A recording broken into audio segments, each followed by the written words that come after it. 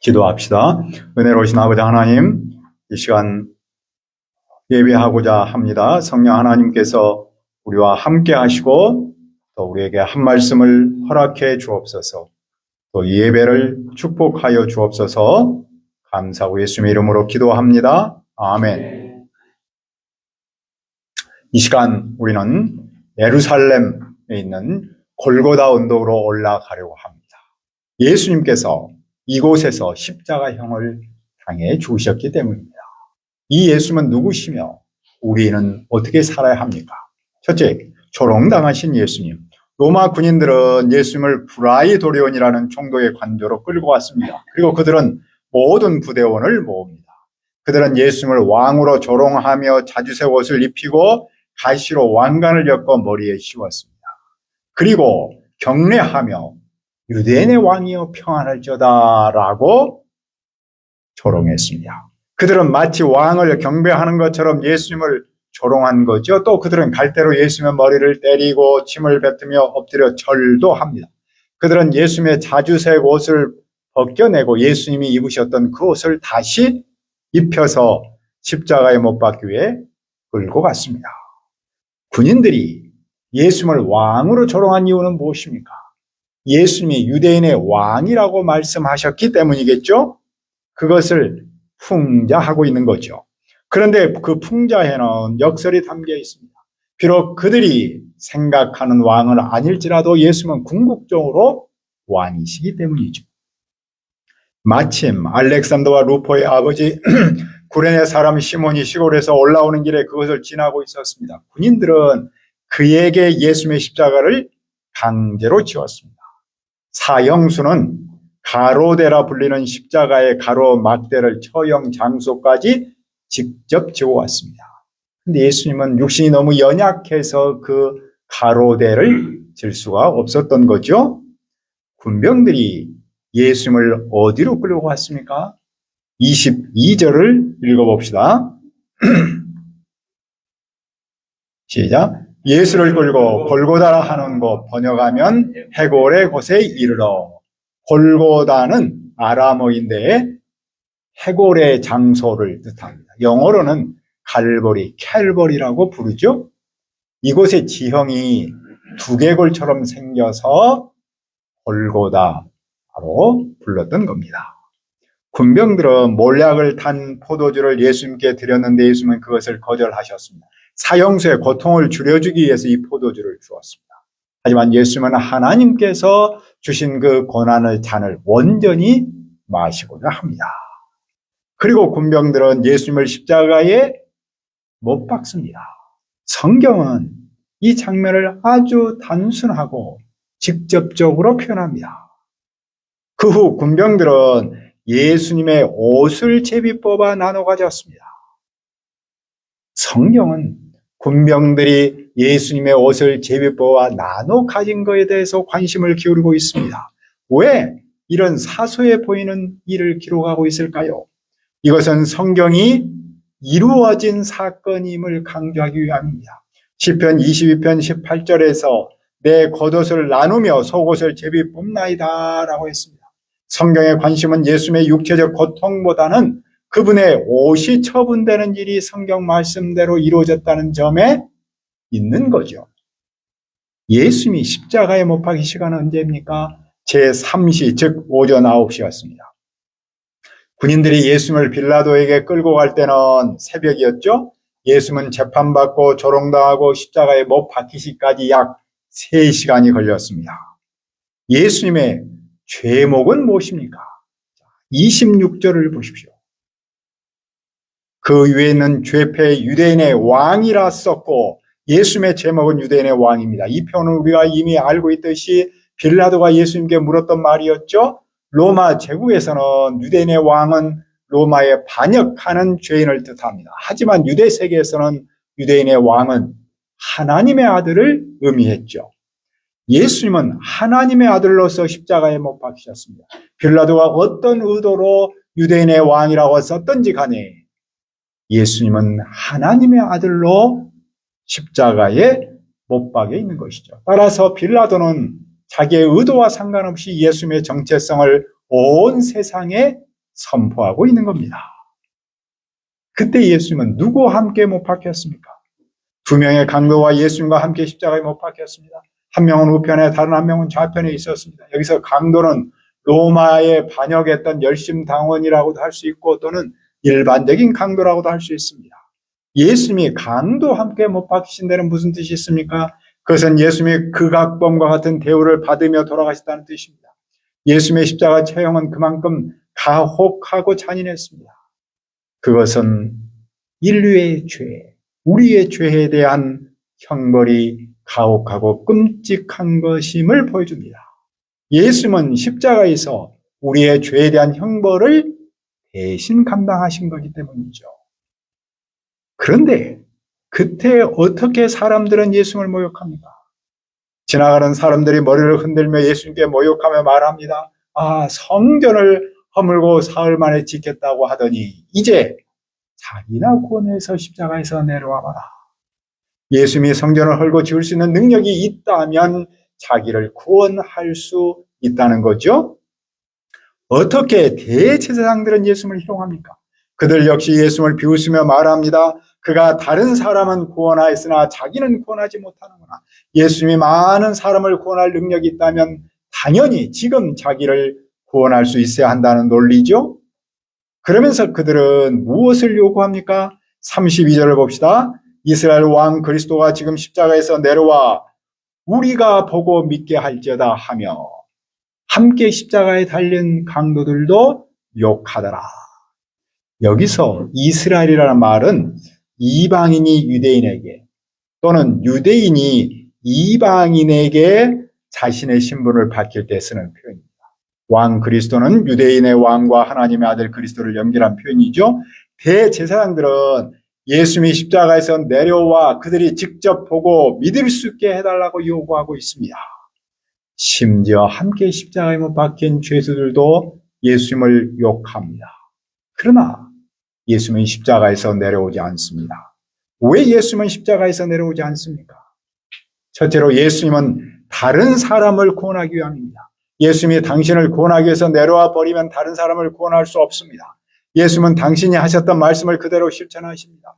누구든지 자기 목숨을 구원하고자 하면 잃을 것이요. 그러나 누구든지 나와 복음을 위하여 자기 목숨을 잃으면 구원하리라. 따라서 예수님은 당신을 조롱하는 사람들과 당신을 십자가에 못 박은 사람들을 구원하기 위해서 당신을 대속물로 주신 겁니다. 둘째로 예수는 보지 못하고 믿는 사람의 복됨을 가르칩니다. 보고 믿겠다. 이 요구는 예나 지금이나 계속되고 있죠. 하지만 예수님은 도마에게 이렇게 말씀하셨습니다. 너는 나를 본고로 믿느냐? 보지 못하고 믿는 자가 복되도다. 과거에도 그리고 지금도 사람들은 보지 못해서 믿지 않는 것이 아닙니다. 믿지 않고자 하기 때문에 믿지 않는 거죠. 누구든지 예수님을 믿고자 한다면 보지 않고도 충분히 믿을 수 있습니다. 그러면 조롱당하신 예수님 어떻게 되셨습니까? 둘째, 버림받으신 예수님. 예수님이 십자가에 못 박히신 후 제6시가 되었을 때 온 땅에 어둠이 덮어있습니다. 제6시는 정오이며 이 어둠은 제9시 즉 오후 3시까지 계속되었습니다. 제9시에 예수님은 무엇을 하셨습니까? 자, 34절을 읽어봅시다. 34절 시작. 제9시에 예수께서 크게 소리 지르시되 엘리 엘리 라마 사박다니 하시니 이를 번역하면 나의 하나님 어찌하여 나를 버리셨나이까 하는 뜻이야. 예수님은 하나님께서 당신을 버리셨다고 크게 소리 질렀습니다. 이 말씀에서 우리는 무엇을 배웁니까? 첫째로 예수님의 버림받음은 성경을 이루신 일입니다. 이 외침은 시편 22편 1절에 기록된 내 하나님이여 어찌 나를 버리셨나이까 라는 말씀을 인용하고 있습니다. 또 이사야 53장 3절에서도 그리스도가 멸시를 받아 사람들에게 버림받았다라고 했습니다. 따라서 예수님의 버림받으심은 그분이 성경에서 약속하신 그리스도라는 사실을 증언합니다. 둘째로 예수님은 우리를 영접하기 위해 버림받았습니다. 예수님은 제자들에게 버림받았고 종교 지도자들과 사람들 심지어 함께 달린 강도들에게도 버림받았습니다. 마지막으로 하나님한테도 버림을 받았습니다. 예수님은 죄가 없었지만 철저히 버림받았습니다. 그 버림받음은 바로 우리를 받아들이기 위한 희생이셨습니다. 버림받음과 영접은 인간관계에서 중요한 문제입니다. 우리가 특히 가까운 사람에게 버림받느냐 환영받느냐에 따라 우리의 존재 가치가 달라집니다. 오늘날 많은 사람이 겪는 우울증과 소외감은 이런 관계 문제에서 비롯되는데 그 근본적인 원인은 하나님과의 관계에서 찾아볼 수 있습니다. 우리가 하나님께 버림받느냐 하나님께 환영받느냐에 따라서 우리의 존재의 의미와 목적이 달라지기 때문이죠. 우리가 진정으로 건강하게 살려면 하나님께 환영받아야 합니다. 이를 위해 우리는 우리를 대신해 버림받으신 예수님을 믿어야 합니다. 하나님은 우리를 영접하기 위해서 예수님을 대신 버리셨습니다. 그러므로 예수님을 믿으면 하나님께서 우리를 받아들이십니다. 우리가 이 사실을 믿으면 외로움을 극복할 수 있습니다.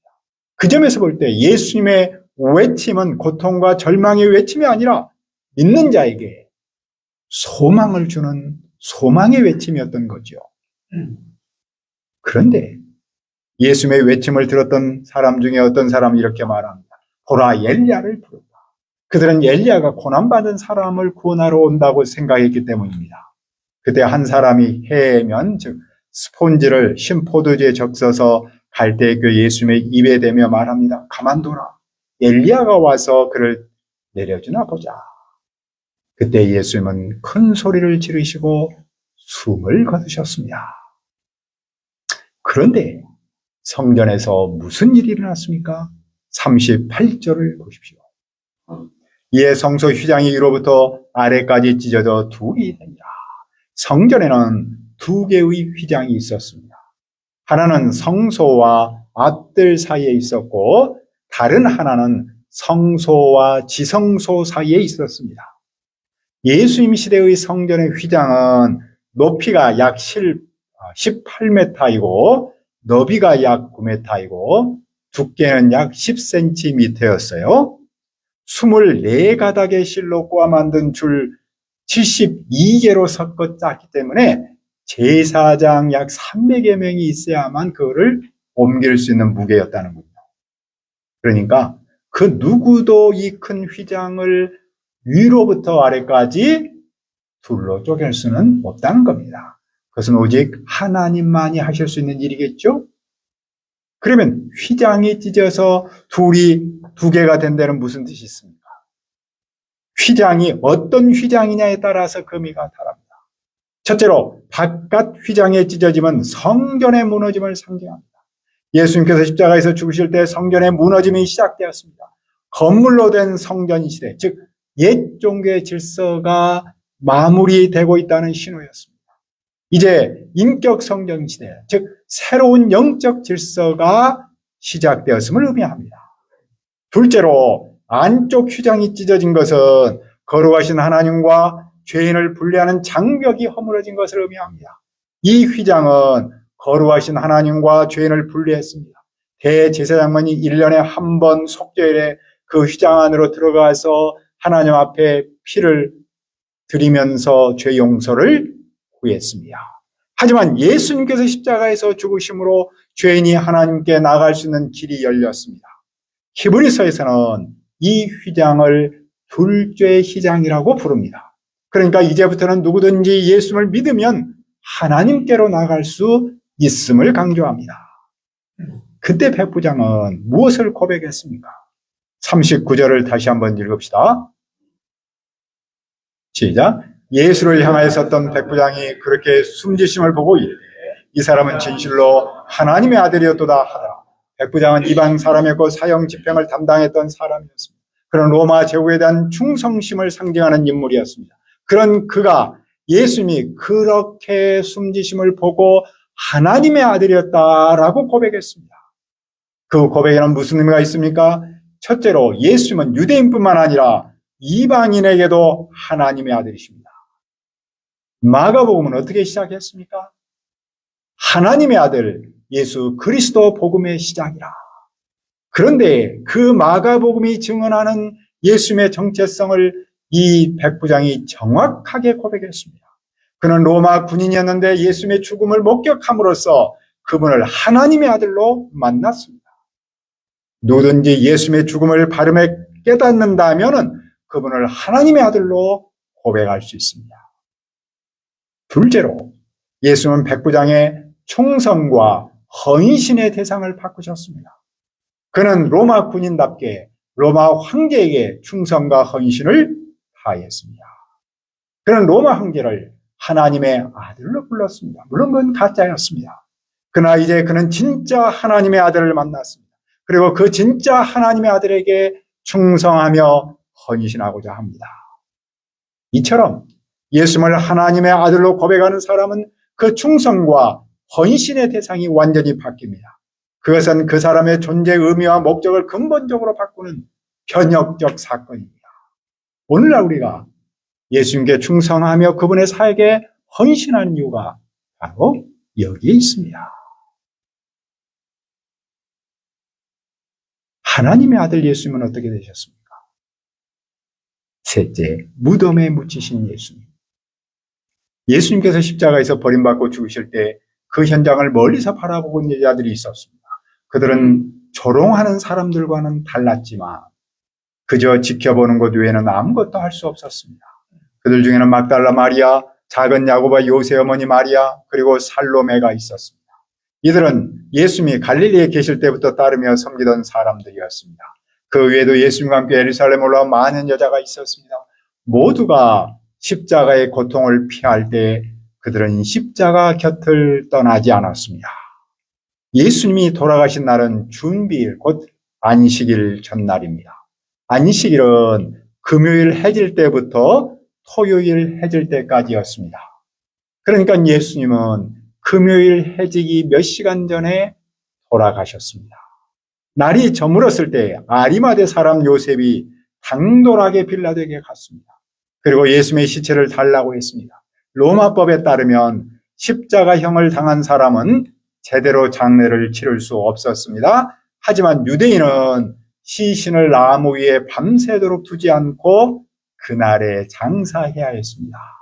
요셉은 그날의 장례를 치르기 위해 자기의 주의를 사용했습니다. 빌라도는 예수님이 죽었는지를 백부장에게 확인한 후 시신을 요셉에게 넘겨주었습니다. 예수님은 반역죄로 채용되어서 제대로 장례를 치를 수 없었는데도 빌라도가 허락한 것이죠. 요셉은 세마포로 예수님의 시신을 감싸서 바위를 깎아 만든 무덤에 모셨고 돌로 무덤문을 막았습니다. 막달라 마리아와 요새 어머니 마리아는 예수님이 묻히신 무덤을 본 목격자입니다. 오늘날 우리가 믿고 고백한 예수님은 누구십니까? 예수님은 사람들에게 조롱당하셨고 사람들과 하나님께 버림받으셨습니다. 그리고 그분은 무덤에 묻히셨습니다. 그런데 우리는 그분을 하나님의 아들로 고백합니다. 또한 우리는 그분께 충성과 헌신을 다합니다. 이번 가을학교에 우리가 하나님의 아들 예수 그리스도를 우리의 캠퍼스와 우리의 이웃에게 증언할 수 있기를 기도합니다.